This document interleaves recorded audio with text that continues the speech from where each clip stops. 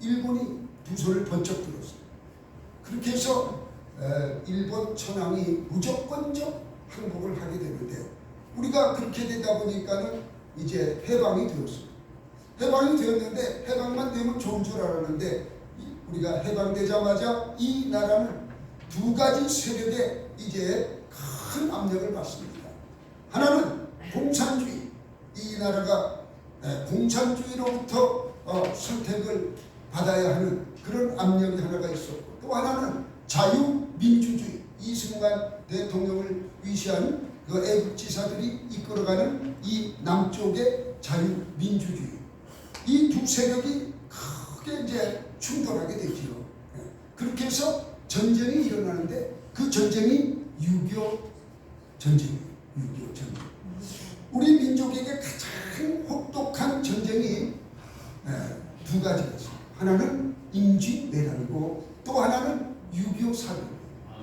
얼마나 힘들었는지 이 3년 동안 일어났던 6.25 사변, 너무너무 힘들었지요. 자, 이 6.25 전쟁은 1950년 6월 25일 공내식을 위해서 북한의 12만 명의 정규군, 아주 훈련이 잘된 정규군과 소련제 탱크 242대를 앞세워서 돌격 앞으로 38선 이남으로 이렇게 쳐내려왔어요. 북한은 비행기도 지원받아서 공격하고, 무기가 또 어디서 그렇게 많이 나느냐. 만주에 주둔하고 있던 일본군들이 이제 항복했기 때문에 철수를 하는데, 그들의 무기를 전부 북한에서 뺏어가지고 그들이 무장을 하게 되지요. 이렇게 해서 침략해서 내려오니까 서울이 3일 만에 함락이 됩니다.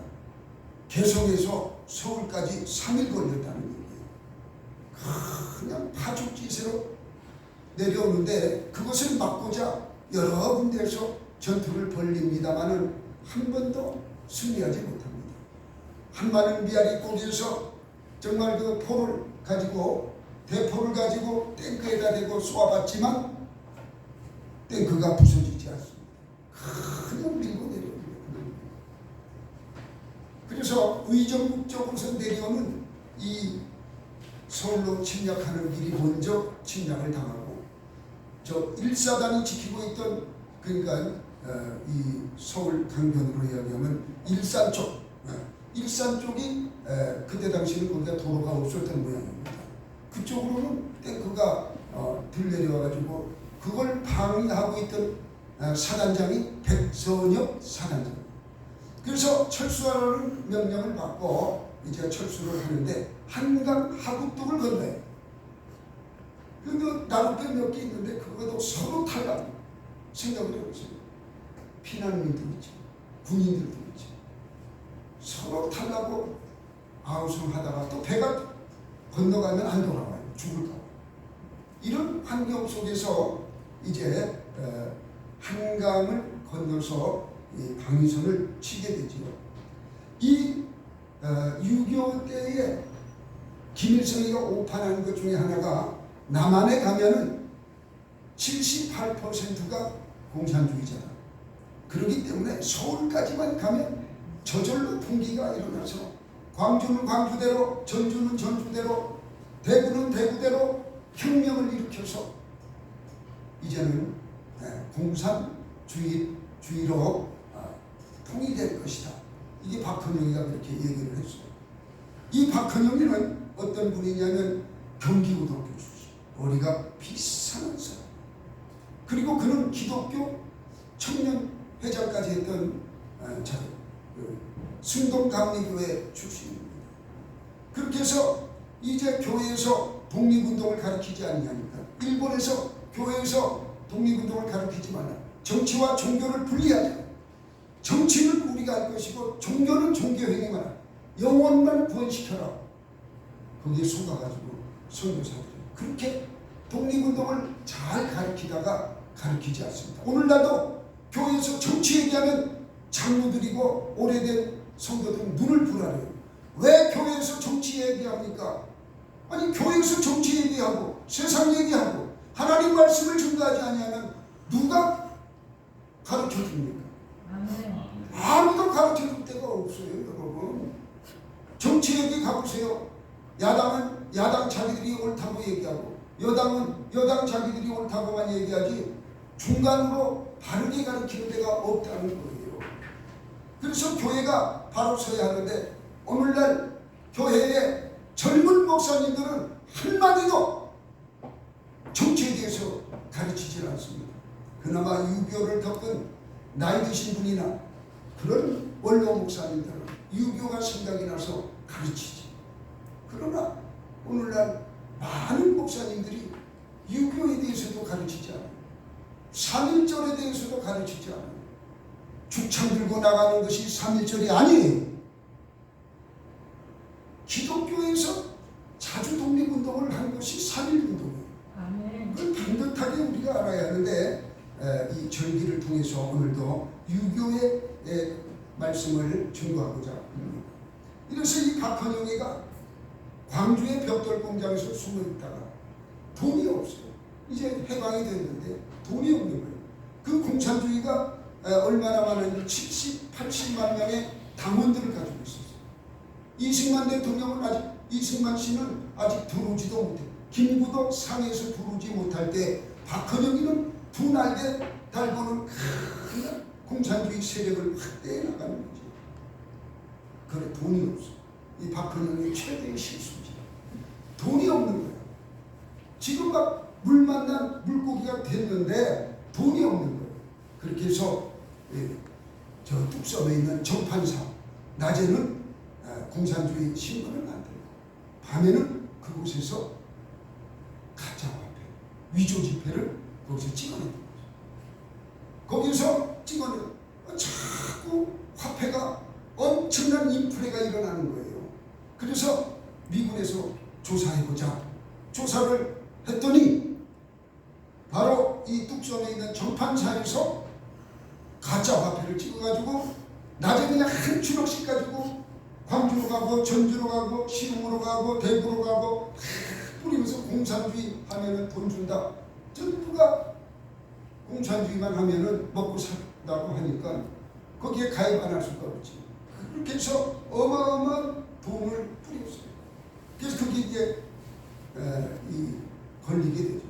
어디에도 그 검사, 오검사, 아주 훌륭한 검사가 이제 막 수사 들어가고, 거기에 정판사의 책임자가 누구냐? 박낙중이라는 사람. 이 박낙중이는 여러분이 잘 아는 박지원이 할아버지. 박지원. 그런데도 이 나라는 참 존재감이 대단해요. 그런 사람을 안기부장시키고 대통령 비서실장 시키고 지금은 국회의원 하고 있지 않습니까? 난 회개했는지 그건 잘 모르겠어요. 이렇게 해서 이 박낙중이라는 이분이 사형을 당했죠. 그래서 박지원이는 미국으로 도망갑니다. 여기다가는 큰일 납니다. 네. 그의 삼촌이 김대중이하고 친구, 둘째 삼촌. 그래서 뉴욕에서 돈 잘 벌고 있다가 김대중이가 글로 피신 왔을 때 박지원이가 잘 모셨어요. 그리고 한국으로 와가지고 다시 정치를 재개했을 때에 또 대통령 떨어지고 그 다음에 김영삼 다음으로 대통령이 됐을 때 박지원 씨는 비서실장이 되는 거 여러분이 다 알고 계시죠? 네. 그렇게 됐습니다. 자, 이렇게 해서 이 박낙중 씨 자제분들이 빨치산으로 죽고, 또 하나는 신안군 인민위원장을 하다가 이제 아군이 접수하니까는 동네 사람들이 돌로 쳐 죽여버렸어요. 돌로 쳐서. 그렇게 이 동네 사람들을 힘들게 했던 모양이에요. 그렇게 해서 아들이 주민들에 의해서 맞아 죽었어요. 자, 1948년 5월 7일. 여러분, 1948년은 우리나라가 수립된 해입니다. 5월 7일은 50선거가 있는 해예요. 유엔군이 이제 이 나라를 스스로 독립을 시키자. 이렇게 해서 1948년 5월 10일 선거를 하게 됩니다. 선거를 하는데 북한에서 선거 방해를 합니다. 그 방해한 것이 1948년 4월 3일 제주도에서 폭동 사건이 일어납니다. 이걸 제주 폭동 사건이라고 합니다. 선거를 방해하기 위해서 그것은 박헌영이가 제주도에 있는 그 자기 부하 김달삼에게 명령을 내려가지고 선거를 방해하고 너희들은 선거하지 마라. 너희들은 선거를 하되 김일성 공산주의 선거를 해라. 그렇게 해가지고 제주도에서는 딴 선거를 하게 됩니다. 그렇게 해가지고 그것을 사진을 찍고 그것을 또 북한으로 보내주고 증거라 이거죠. 우리가 이렇게 김일성이를 공산주의를 열렬히 사랑한다는 것을 보여주지요. 이것을 진압하기 위하여 1948년 9월 17일 날 이제 여수에서 제주도로 진압하러 갑니다. 진압하러 가는데 이 진압 부대가 여수에 있는 14연대예요. 14연대. 그런데 이 14연대 속에 공산주의자들이 있었어요. 지창수 하사. 아주 이 지창수 하사가 아주 공산주의 아주 핵심맨. 아주 이 지창수 하사가 폭동을 일으켜가지고 거기에 연대장을 쏴 죽이고 대대장을 죽이고 그렇게 해서 제주도에 우리가 갈 필요가 없다. 제주도에서 이 폭동이 일어난 것은 우리가 혁명을 일으키기 위한 당연한 것이다. 우리 똑같은 같은 공산주의인데 우리가 왜 가야 하느냐. 그렇게 해서 제주도로 가지 아니하고 여수 순천에 반란 사건을 일으킵니다. 여수 순천에 사는 사람들이 공산주의 하자고 반란 일으킨 게 아니라 여수 군 부대에 있는 14연대 속에 들어있는 공산주의자들이 반란을 일으켜가지고 여수 반란 사건을 일으킵니다. 여기에 이제 숙군 작업이 들어가게 되는데 군대 안에서 어떻게 저렇게 공산주의자들이 있느냐.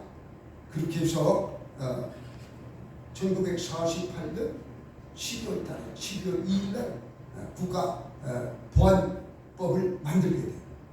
보안법 없는 나라가 없어요. 근데 우리나라는 이 보안법을 더불어민주당에서 없애버리잖아요. 이 사람들은 꼭 반대로 하더라고요. 그런데도 여러분들은 아무 소리 안 해요. 왜 아무 소리 안 하는 걸 어떻게 알아요? 투표하는 거 보면 알잖아요. 투표 결과가 아무 소리 안 한다. 결과가 나오잖아요. 나라가 망해도 난 상관없어. 난 거기 찍어야 해. 그게 여러분 기도할 필요 없어요. 기도 뭐하러 합니까? 찍기는 거기 찍으면서 기도할 때는 우리나라 안 망하게 해주세요. 찍을 때는 간첩들이 있는데 찍어주고. 그러면 되겠어요? 안 되는 거예요. 저같이 이렇게 설교하면 큰 교회에서 난리 납니다. 그쪽 사람들이 들고 일어나서. 그러나 그렇게 할 줄 알아야 돼요. 목사. 죽으면 죽으리다. 뭐가 죽으면 죽으리답니까? 나라가 잘못됐을 때 바로 세울 수 있는 인재들을 키우고 그들에게 격동하는 말을 해서 바로 잡을 수 있는 그런 설교를 해드려야죠. 그것이 하나님이 기뻐하시는 살아있는 말씀이지. 맨날 잘 산다. 아파트 사는 설교해가지고 나라 망한 다음에 아파트 있으면 그거 무슨 소용이 있겠어요? 무슨 이렇게 해서 6.25 사변 나기 전에 국군을 숙군 작업이라는 것은 공산주의를 다 캐내는 거예요. 원래 그렇게 해서 국군을 뽑기로 했었는데 미군이 군대 안에서는 여러 가지 사상을 가진 자들이 있을 수 있어. 미국 스타일로 군인을 그냥 뽑았던 것이. 여기는 지금 공산주의하고 대치하고 있는데 그렇게 하면 안 된다라고 했지만은 결국은 여순 반란 사건이 일어나고 그러므로 말미암아 보안법을 만들고 보안법에 근거해서 이제 군인들을 숙군 작업을 하고 그래서 이제 깨끗하게 군인을 만들어갔죠. 그리고 공산주의자들이 그렇게 소작인들에게 땅을 준다고 하는 사건을 이승만 대통령이 그냥 전부 호남지역 그 우리나라 전체의 그 소작인들에게 땅을 다 나눠줬어요. 그러니까 북한보다 실질적으로 땅을 나눠준 것은 이남이 먼저 한 거예요. 먼저. 북한은 지금까지도 땅을 나눠주지 않지 않았습니까? 우리는 개인 소유로 다 나눠주고. 이렇게 해서 1950년 6월 25일 소련제 탱크 242대를 앞세우고 일시에 38선에서 이제 침략을 해 내려. 그때의 6월 25일은 모내기 하는 절이에요.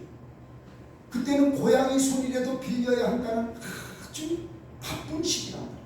그 시기에 이 육군 참모총장 최 참모총장이 뭐라고 말씀하느냐? 여러분들 고향에 가서 모내기 하고 오세요. 그것도 토요일날 미리 보내요. 휴가, 특별 휴가를 보내서 모내기를 다 봐요. 사람이 없는 거예요. 전쟁 38선을 지키고 있는 그곳에 사람이 없어요. 군인이 없다는 얘기군요. 전부 모내기 나가고 그렇게 해서. 그런데 이제 전쟁이 일어나니까 3일 만에 서울이 떨어졌다. 그런데 깨어있는 지휘관이 있었어요. 춘천을 지키고 있는 김종호 장군. 춘천 이 지역을 지키고 있던 김종호 장군이 아무리 봐도 이상해요. 북한의 이 사람들을 이렇게 보내서 정탐해봐도 탱크가 와 있다 하고 이건 화천 쪽으로서 내려오잖아요. 옛날에 그쪽으로 가면 원산으로 넘어가는 길이 있거든요. 제가 거기서 군대 생활을 했어요. 그 길을 탱크가 내려온다 하니까 김종호 장군이 이제 그곳을 지키는데 그곳에서 그 북한군을 6일을 지연시킵니다. 춘천이 바로 나갔다고지 6일 동안 지연을 시켜요. 이 춘천을 진격해 내려오던 이 부대가 바로 원주 쪽으로 내려와 가지고 수원 쪽으로 와서 서울 이남을 공격하기로 했던 부대예요. 근데 이 부대가 김종호 장군의 이 준비 사항으로 말미암아 6일 동안 춘천을 뚫지 못해요. 그리고 이제 6일이 잠재되고 서울을 먼저 침략했던 먼저 들어왔던 사람들이 3일 동안 한강 이남을 내려가지 않았습니다. 그게 좀 이상한 거죠. 3일 동안을 침략을 하죠. 이렇게 해서 이 3일 동안에 재정비를 합니다. 바로 그 재정비를 한 장군이 김홍일 장군. 사단 병력을 이렇게 지휘해본 유일한 사단장이 김홍일 장군. 다른 사람은 연대장도 안 해봤어요. 일본 군대에 있으면서 지휘할 수 있는 능력이 안 된다 그 말이에요. 그러나 이 김홍일 장군은 그 정도의 능력이 독립운동을 하면서 이렇게 해서 그 능력을 가지고 있었어요. 이 김홍일 장군이 이제 막 남으로 피난 내려오는 군인들을 모집을 하는데 그냥 모집하면은 또 뭐 헌병들이 붙잡아가지고 왜 탈영했느냐 막 이렇게 하지 않습니까? 헌병들에게 명령을 내립니다. 지금은 한 명이라도 탈영한 것이 아니니까 한 명이라도 잘 귀하게 여겨서 그분들을 이 식당을 만들었어요. 이 배급소로 보내가지고 배불리 먹게 해요. 무조건 전부 군인들이 무서워서 도망가려고 하는데 아니 내려와 보니까 헌병들이 따뜻하게 어디 소속이냐 물어가면서 배에 고프지 않느냐 막 식당에 앉으면서 김종호 장군은 그 할 줄을 아는 거죠. 그렇게 해서 이 병사들의 마음을 샀어요. 그리고 다시 재편성을 합니다. 거기에서 재편성을 해가지고 이 작전에서 6일 동안 인민군들과 싸워서 지체를 하죠. 이기지 못해요. 그러는 순간에 일본에서 스미스 부대가 부산에 도착해가지고 빨리 올라가서 북한 탱크를 저지시켜라 오다를 받아가지고 올라갔는데 어디서 전투를 하게 되느냐? 그 오산이라고 하고 평택이라고 하는 데 있지 않습니까? 수원 밑에 거기에서 첫 탱크를 만나게 돼요. 스미스 부대가. 스미스 부대는 이 비반동충이라고 로켓포가 있어요. 여기 메고 다니는 그걸로 꽝 쐈는데 탱크가 딱 맞더니 멈춤하다가 또 내려온 거예요. 그래서 스미스 부대가 거기서 6시간 전투하고 많은 병력이 거기서 전사하고 후퇴하게 되죠. 후퇴를 합니다. 이길 수가 없어 탱크를. 그래서 후퇴하는데 맥어더가 그 6일 동안 김홍일 장군이 지키고 있을 때 맥어더가 수원으로 비행기 타고 와서 전시 상황을 다 봅니다. 다 보면 인천 상륙작전 해야겠다. 인천을 뚫고 들어와야겠다. 작전 계획을 세우고 이제 내려갑니다. 그리고 이 3일 동안에 이루어졌던 가장 귀중한 사건이 유엔에서 한국을 도와주자는 결정을 하게 됩니다. 그 3일 안에. 그 3일이 없었더라면 밀려 내려오고 결정하지 않았더라면 미군이 들어올 수가 없어요. 그렇게 해서 이제 낙동강 방어선까지 밀리게 됐는데 이 낙동강 방어선을 이제 워커 장군한테 맡깁니다. 워커 장군. 워커 장군 아시잖아요. 제가 얘기를 많이 드렸죠. 이 워커 장군이 이제 미군의 2개 사단하고 한국군 1개 사단 이렇게 해가지고 이제 낙동강 최후의 방어선을 치고 외관 다리를 끊어버리고 탱크가 넘어오니까 그렇게 해서 이제 그 위쪽으로 가면은 이제 막 우측으로는 의성이 있고 쭉 올라가게 되면은 안동 쪽으로 올라가는 그 낙동강이 있어요. 그죠? 네, 낙동강. 여기 방어진지를 치게 됩니다. 그런데 너무너무 그때 이게 가물어가지고 낙동강이 바닥이 났네요. 바닥이 났으면은 건너오기가 쉬워요, 어려워요? 쉽지. 탱크도 막 건너오고 막을 수가 없는 거예요. 그래서 일개 사단이 지켜야 할 때는 너무너무 많은 거예요. 백성영 사단장이 이제 1사단장이 거기서 담동에 이제 그 처음 맡았던 이 낙동강 전투에서 후퇴를 합니다. 패했어요. 이길 수가 없어. 그래서 마지막은 다부동이다. 다부동으로 이렇게 후퇴를 해서 다부동에서 백병전까지 벌일 정도로 이제 전투를 하게 되는데 아주 그 유명하게 사단장이 총을 들고 거기서 싸웠어요. 나를 밟고 지나가라. 그렇게 하니까 병사들이 도망갈 수가 있나요? 용기를 얻어서 거기서 다부동 전투에서 큰 승리를 하고 인민군들이 내려오지 못해. 인민군. 그럼 인민군들도 저 위로부터 보급로가 길어지니까는 보급이 바로바로 안 되는 거예요. 바로바로. 옛날에는 기차가 있으니까 뭐 있어봐야 기차도 하루 이틀씩 걸리지 않았습니까? 옛날에 서울서 부산 가려면 하루 종일 타고 갔어요. 하루 종일. 막 이틀 걸렸단 말이에요. 옛날 칙칙하고 가다가 추풍령 오면은 또 막 못 올라가가지고 못 내려가가지고 난리를 피우고 그랬어요. 그 내가 잘 알아. 그 동네에 살았으니까. 기차가 우리가 막 뛰어가면 기차를 따라갈 수가 있어요. 기차 속도가 그랬어요. 그때. 자, 이렇게 해가지고 이 다부동 전투를 이렇게 승리를 하고 이렇게 막아내게 됐습니다. 여기에서 막아내니까는 이제 맥어더 장군은 7만 명을 이끌고 7만 6천 명이나 됩니다. 그걸 이끌고 인천으로 가가지고 인천서 이제 상륙작전을 하는데 어느 누구도 인천 상륙작전을 할 수 없다. 상륙작전을 해본 사람은 거기에 한다하면 이건 죽음으로 가는 길이다. 그래서 김일성이도 거기 2,000명밖에 병사를 놔두지 않았습니다. 인천 방어합니다. 그리고 소련의 군사고문도 인천으로는 절대로 상륙할 수 없어. 상륙을 하면 원산으로 할 거야. 그들은 그렇게 알고 있었어요.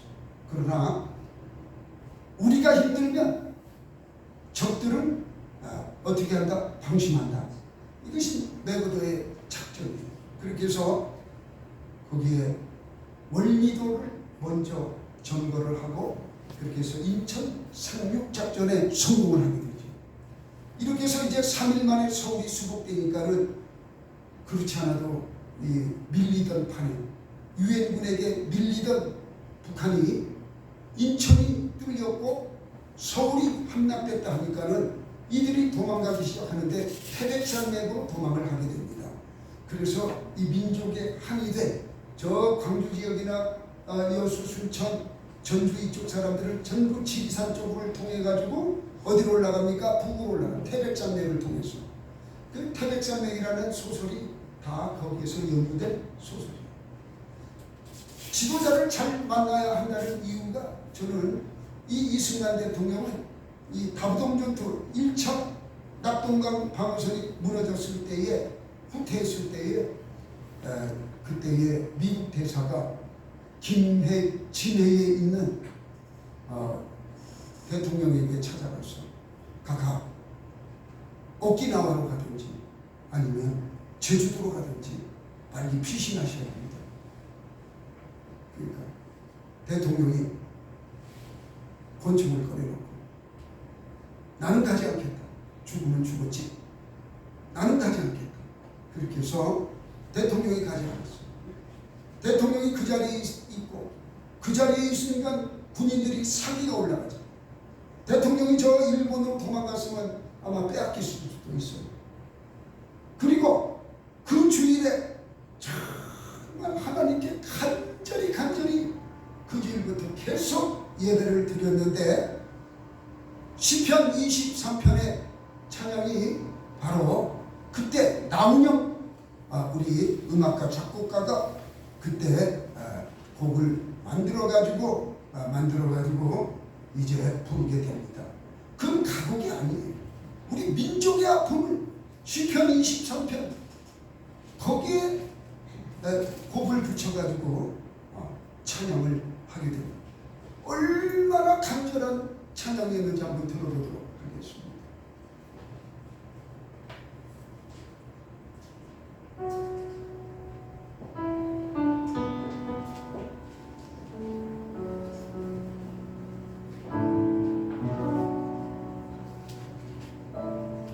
이 찬양을 부르면서 여호와 하나님께 기도한 거예요.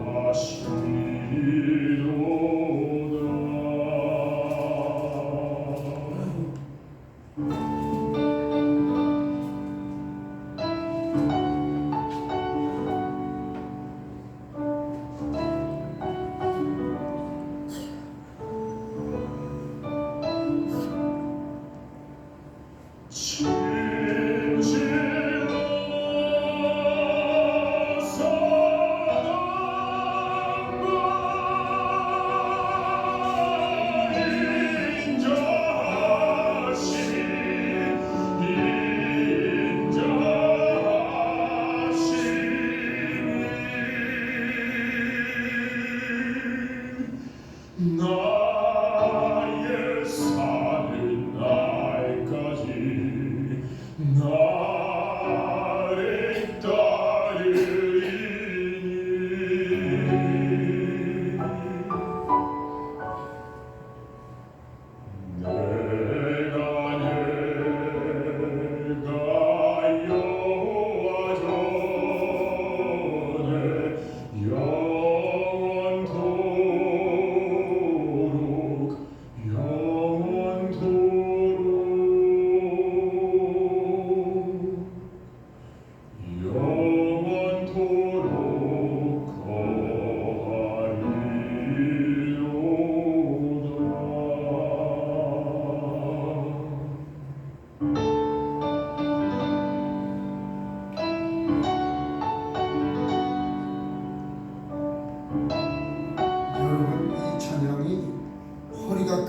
웃으면서 부르는 찬양이에요. 하나님 앞에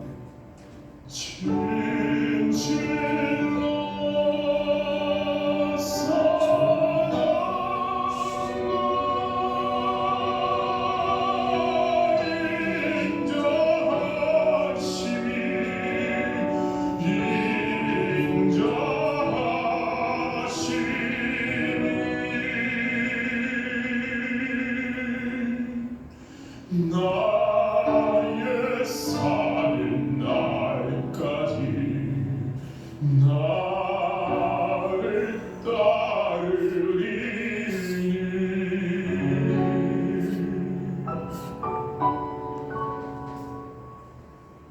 내가 여호와 전에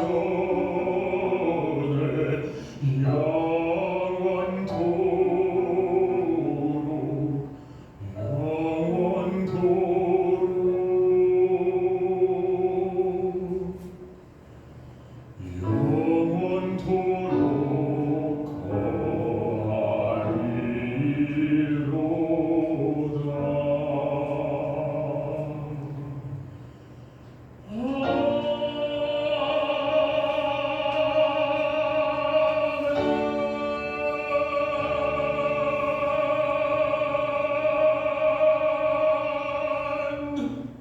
할렐루야. 아멘. 여러분, 우리는 그냥 들어서 그런데 또 오늘날은 평안하게 우리가 찬양으로 듣고 그러니까 그렇지. 실상 이 전쟁 중에 여호와의 보살핌을 간절히 바라는 그 마음으로 하나님께 예배드리는 그 자들의 그 찬양은 어땠습니까? 피를 토하는 그런 찬양이 아니었겠어요? 여러분 그것을 아셔야 합니다. 감정으로 움직이자는 얘기가 아니에요. 하나님의 역사심을 우리가 깨닫고 정말 살아계신 여호와 하나님께 메어 달리는 그때의 그 갈급함 속에서 이 나라가 하나님께서 건져주셨음을 믿으시기 바랍니다. 오늘날 어떤 사람은 저 소련은 그 무슨 군이라고 해요? 침략군이 미군은 침략군이고 저 소련은 해방군으로 왔다고. 이 아무개가 그러잖아요. 내가 이름 대면 또 그 사람 좋아하는 사람 또 싫어할까봐 이름은 안 되겠어요. 이 아무개가 아니 세상에 소련군은 해방군으로 내려왔고 미군은 점령군으로 왔다는 게 이게 말이 맞습니까? 맞지 않는 이야기를 그렇게 해도 반응이 없어요. 반응이. 그렇게 얘기해도 한 사람도 거기에 대해서 토를 달지 않습니다. 정말 안타깝지요. 여러분, 소련은 이 핵탄두 7,000여 개를 가지고도 먹고 살 게 없어서 무너졌어요. 많은 나라들이 그때 막 갈라졌지요. 북한은 핵탄두 50개 정도 가지고 있다고 하지 않습니까? 이걸 가지고 남한을 어떻게 해보려고 하는데 절대로 하나님이 지키시는 이 나라를 어찌할 수 없다고 저는 생각합니다. 어찌할 수 없을 줄 저는 믿습니다. 오늘 본문 말씀해 보세요. 오늘 본문 말씀은 이스라엘 백성들이 이제 포로로 끌려가서 70년 만에 바벨론으로부터 돌아온다. 그것을 예언했어요. 70년 만에 돌아오는데 하나님의 마음의 본심은 어떠한 것인가? 우리 한번 11절 다 같이 읽어보겠습니다. 시작. 여호와의 말씀이니라. 너희를 향한 나의 생각을 내가 알아니 평안이 재앙이 아니니라. 너희에게 미래와 희망을 주는 것이니라. 아멘. 여호와 하나님께서는 우리가 정말 힘들고 어려운 것을 원하는 것이 아니라, 우리가 그렇게 고통받는 걸 원하는 게 아니라 평안을, 너희들이 평안하게 살아가기를, 평안 주기를 원하시는 여호와 하나님이고, 또한 너희에게 미래와 희망을 주는 것이라고 분명히 말씀하고 있습니다. 여러분, 그래서 우리가 기도해야 하고, 그러므로 우리가 깨어 있어야 하는 것이에요. 깨어 있지 아니하고 기도하지 아니하고 하나님께 구하지 아니한다면 누가 우리를 돌보아주고 복을 내려 주시겠습니까? 여러분, 힘들고 어려울수록, 나라가 혼란스러울수록 우리는 이렇게 기도해요. 하나님께 기도하고 매어 달리면 하나님은 좋은 방법으로 그 문제들을 해결해 주실 줄 믿으시기 바랍니다. 기도하겠습니다. 전능하신 아버지 하나님, 6.25 주일을 맞이하여 아버지 귀한 역사적 사실을 가지고 아버지 말씀 주시네 감사합니다. 아버지 하나님, 원하옵기는 이 민족이 다시는 전쟁이 일어나지 아니하도록 도와주시옵시고, 북한 그 북방에 끓는 가마솥이 기울어지지 아니하도록 도와주시옵시며, 아버지 하나님, 중국과 러시아 호시탐탐 노리지 못하도록 주여 지켜 보호하여 주시옵소서. 아버지 하나님, 전쟁은 핵무기가 아니라 아버지 하나님의 지켜 보호하심에 있는 줄 믿사오니 이 민족을 지키시고 제사장 나라 되게 인도해 주시옵소서. 예수님의 이름으로 감사하며 기도하옵나이다. 아멘. 찬송가 370장 부르신 후에 예물 드리는 시간 갖고 있습니다.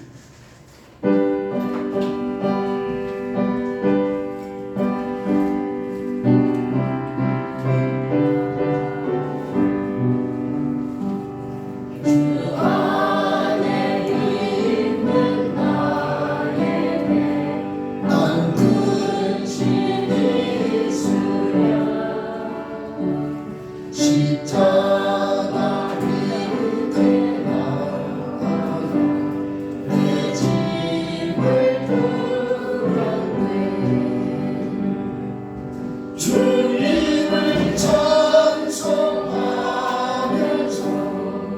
할렐루야